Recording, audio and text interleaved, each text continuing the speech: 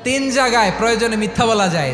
এক নাম্বার, আপনার ওয়াইফকে খুশি করার জন্য, সে একটু এরকম না বলে একটু কৌশল করে বললে খুশি হবে, ওটা বলা যায়। দুই নাম্বার, জীবন মরণের ব্যাপার, যান বাঁচানোর জন্য একটু কৌশল করে ঘুরিয়ে বললেন, এটা জায়েজ। তিন নাম্বার, দুইজন ঝগড়া লাগছে তাদেরকে মিলিয়ে দেওয়ার জন্য কৌশল করে একটু মিথ্যা বলা, ঘুরিয়ে বলা যায়। দুইজনের মধ্যে দেখলেন যে সম্পর্ক খারাপ, একজনরে বললেন, ভাই সে তো ওই দিন আপনার ব্যাপারে অনেক প্রশংসা। কি আমার ব্যাপারে প্রশংসা? কি বললো? এই বললো আপনি নাকি এই করছেন ওই করছেন, অনেক প্রশংসা। লোকটার মন খুশি হয়ে যাবে তার ব্যাপারে, ঠিক কিনা?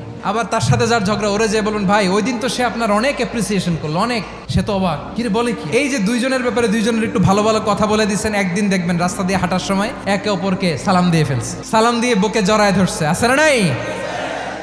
আবার মিলমিশ হয়ে গেছে। কিন্তু আমাদের স্বভাব হইলো, দুই প্রতিবেশী যদি একসাথে বসে একসাথে হাঁটে, দূর থেকে দেখলে আমাদের জলে, আছে না নাই? ঘটনা কি? এই দুইটার মধ্যে এত মিল কে? এই দুইটার মধ্যে গিরিঙ্গি লাগানো যায় কিভাবে?